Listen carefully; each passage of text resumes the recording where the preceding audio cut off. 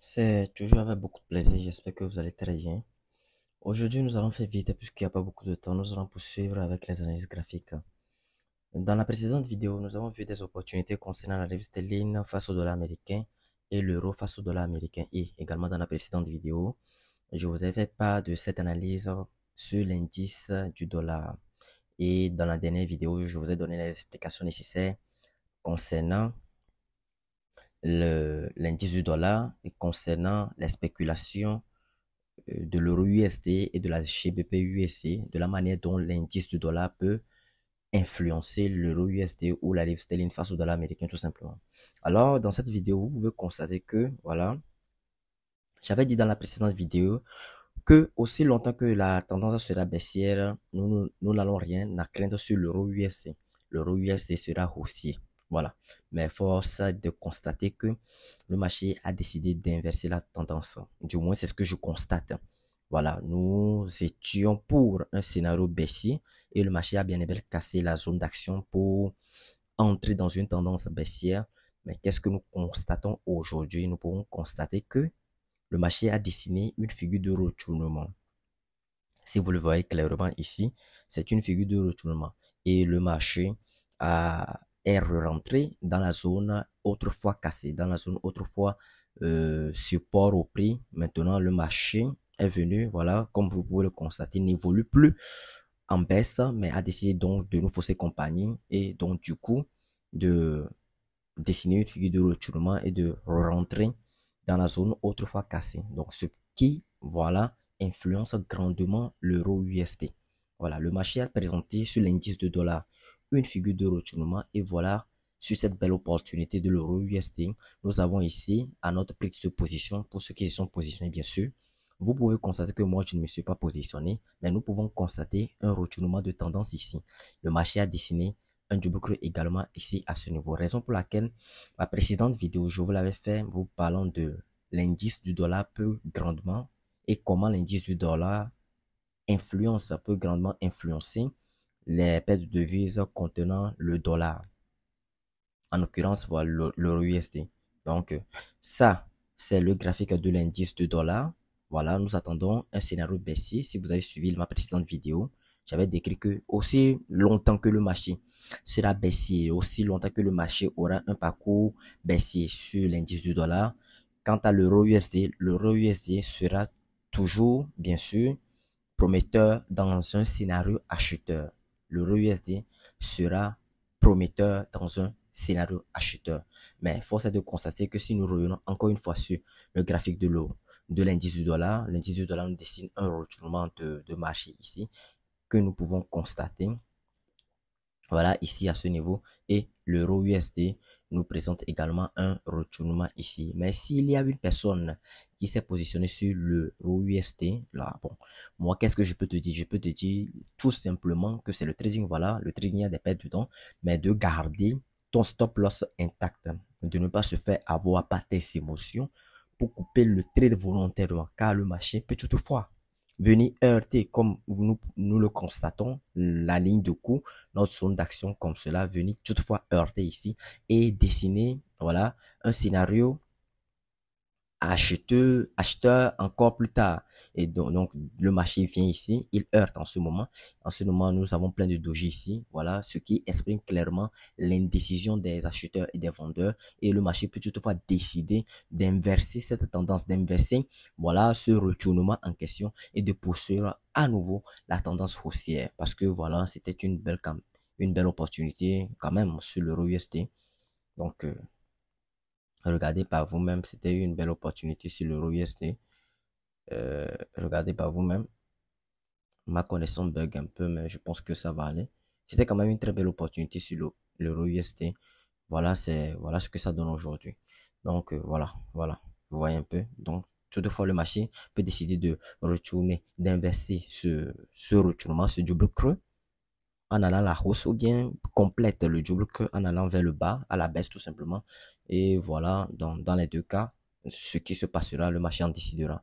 Nous allons parler également de la livre sterling. Euh, la livre sterling face au... je pense que Voilà, nous allons parler de la livre sterling face au dollar américain, puisque ce, ce marché, j'avais des spéculations en cours sur ce marché. Ma connexion bug un peu, voilà. Elle est très lente aujourd'hui. Ça va aller. Donc, voici l'opportunité de la livre sterling face au dollar américain. Moi, personnellement, je m'étais positionné et suivant le management du trade, voilà, je vous avais dit, bon, personnellement, c'est ce que j'ai fait également. J'ai déposé mon stop loss sur le 1,23632. Nous pouvons constater qu'à l'approche de notre premier son susceptible de retournement, ce que je vous dis à chaque temps et qu'est-ce qui s'est passé. Le marché a dessiné une figure de retournement comme vous pouvez le constater. Voilà, le marché a dessiné ici une figure de retournement. Le marché a voulu tenter ça. Voilà, bon, une première tentative ici, mais en vain, une deuxième tentative ici, mais en vain, et une troisième tentative ici, mais en vain. Toutefois, voilà, on pourrait quand même prendre notre outil et veiller faire ce que je fais. Bon, pour ceux qui ont quand même pris la spéculation, on pourrait quand même prendre notre outil rectangle et venir tracer la zone de support qui a de forts impacts ici à ce niveau. Voilà. Voilà, parce que ici, il s'agit clairement d'une zone de support. Et nous pouvons constater, bon, si nous descendons les time frames inférieurs et que nous allons en graphique 45 minutes, bon, nous allons chercher graphique 45 minutes ou 30 minutes probablement. Nous pouvons constater ensemble que le marché a quand même, laissez-moi voir, a quand même heurté à plusieurs reprises cette zone. Vous voyez, voilà, en laissant de multiples dojis ici à ce niveau. Donc, les acheteurs et les vendeurs sont indécis quant à la direction future du marché. Raison pour laquelle il y a l'apparition de cette doji ici à ce niveau. Donc, voilà. Donc, néanmoins, nous venons de tracer cette zone et nous pouvons également le noter. La noter, désolé, autant pour moi. Nous disons zone de support. Bon, zone de support.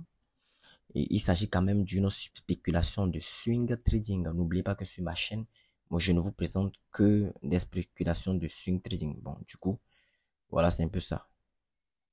Et si on le mettait en centre, voilà. Donc, zone de support. Et je pense que nous allons essayer de, voilà, jusque-là, c'est compréhensible pour tout le monde. Bon, nous allons quand même essayer de dépasser notre prix d'entrée. Voilà. Pour, je vais dupliquer. Je vais essayer de dupliquer, cloner. Voilà.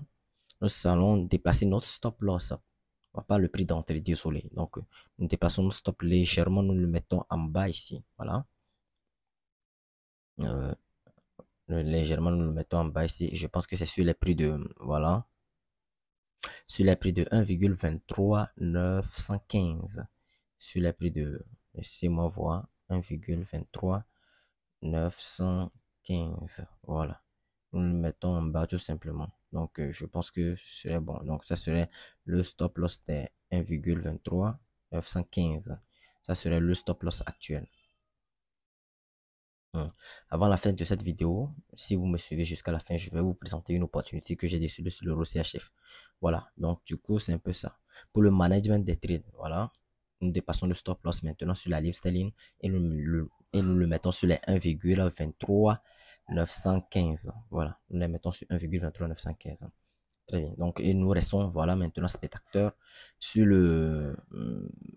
pour le trader, nous restons quand même spectateurs, nous restons spectateurs. Désolé pour le bruit des pôles. Si vous attendez, désolé, c'est le voisinage. Nous allons rester spectateurs et voir ce que le marché va nous donner concernant la livre sterling face au dollar américain. Nous allons voir cette opportunité de l'euro face au franc suisse. Bon, voilà, d'une manière visuelle et globale, c'est ce que l'opportunité nous présente. Un beau canal haussier suivi d'une épaule tête-épaule inversée. Et vous savez ce qu'il faut attendre. La première école, vous attendez la cassure de clôture de bougie. La deuxième école, vous attendez le pullback. Ensuite, faites attention aux zones dangereuses. Pour le coup, je vais déceler 1, 2 et 3. Voilà, donc la stratégie n'est plus nouvelle pour vous. Vous savez ce que c'est et comment s'y prendre. Faites également attention aux annonces économiques à 3 têtes de taureau. Voilà.